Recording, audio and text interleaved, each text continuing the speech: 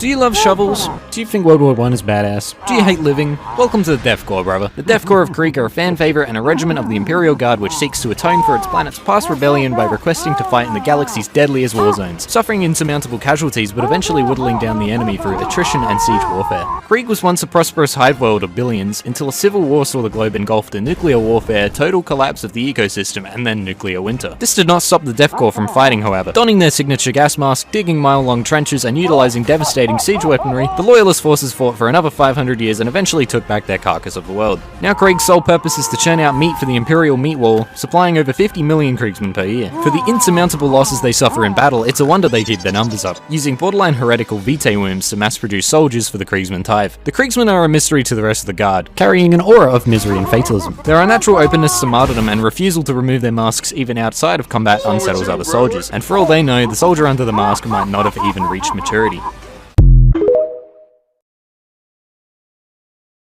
Let's talk about an army that's so unbelievably loyal that they're basically suicidal. They're known as the Death Corps of Krieg, and these guys literally have no regard for their own safety, as the Kriegsmen believe there's no greater honor than to die in service to the God Emperor of mankind.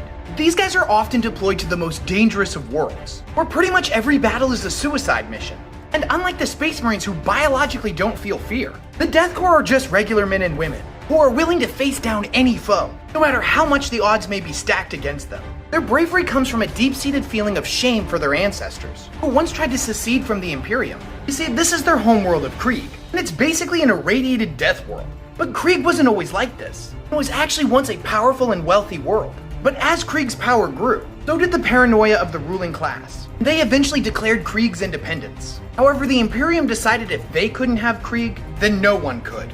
What followed was 500 years of nuclear war and trench warfare that spanned continents. The Krieg separatists were forced to live underground and couldn't walk on Krieg's surface without a lot of protective gear, hence why them and even their horses still wear gas masks. The war would eventually end and Krieg would rejoin the Imperium, and the men and women that make up its military force seek to atone for the betrayal of their ancestors. There are people that have been made hard by nuclear war and display frankly disturbing levels of bravery. This makes them some of the finest soldiers the Imperium has ever seen. Fun fact, commissars are normally deployed to a regiment to keep morale up and to punish cowardice whenever it appears. But when these guys are deployed with the Kriegsmen, their main job is to curb some of those suicidal tendencies, keep them from running straight forth into the enemy. The forces of Krieg actually have a higher death rate than any other Guard regiment, and because of this, none of them actually have names. Each one is just issued a number. This makes it easier for the Imperium to tally their death tolls. It's honestly a mystery on how they manage to produce as many soldiers as they do. There's been rumors of them using cloning for years. The sources on this aren't 100% confirmed.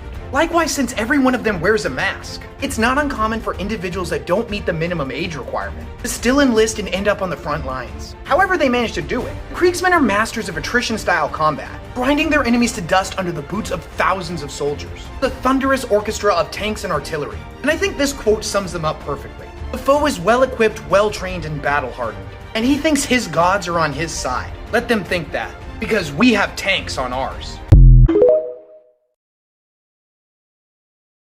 So in the titanic force that is the Imperial Guard, some are definitely better than others. And the Death Corps of Krieg is one of them. Not because they have powerful super weapons or large amounts of tanks, it's because of a combination of them not fearing death and having a complete disregard for human life. So the Death Corps of Krieg are from the death world of, well, Krieg. But Krieg never used to be a blasted hellscape. It was actually quite a beautiful and rich planet, who attempted to secede from the Imperium, with the rulers of Krieg banking that it was so heavily defended the Imperium wouldn't bother trying to recapture it. But there was still one holdout of Imperial loyalists, and when they realised the Imperium wasn't going to help, they decided to even the playing field by nuking the whole planet, turning Krieg into Fallout 2.0. And for the next 500 years they would engage in a brutal civil war against the rebels, with the loyalists slowly gaining the upper hand as they started to utilise artificially birthed soldiers and clones. And after the brutal civil war, Krieg rejoined the Imperium, offering the Imperial Guard 20 full regiments and requesting to be sent to the absolute worst battlefields in the Imperium. And the first conflict they were deployed to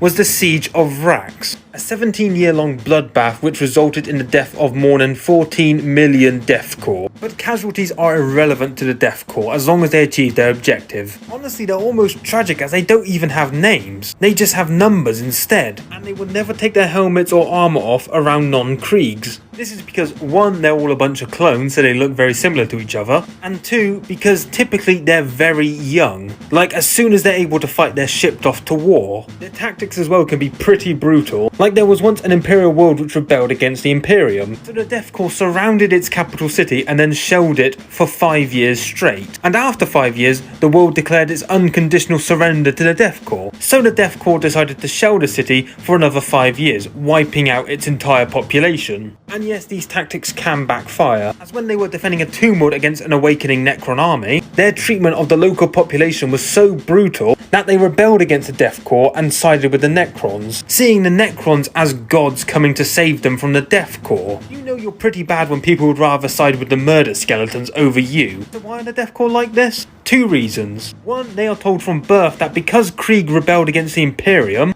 they now have a life debt to the Emperor which is only paid upon their deaths. 2, because they're ordered to. They're not actually brave, they're just programmed to obey orders without question. Honestly, they're nothing more than an extension of their weapons.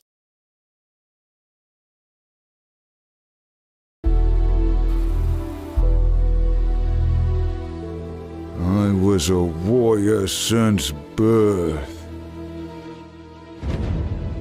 Trained in the art of death. Life through pain and suffering. Only joy through victory or death.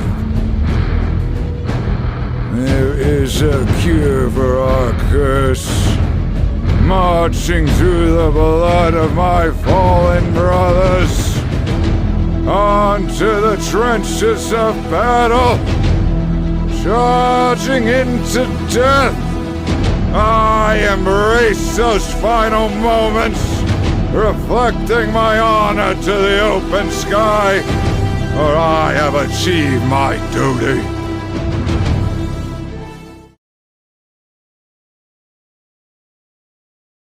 Everything that you thought had meaning, every hope, dream, or moment of happiness, none of it matters as you lie bleeding out on the battlefield. We all die. But does that mean our lives are meaningless?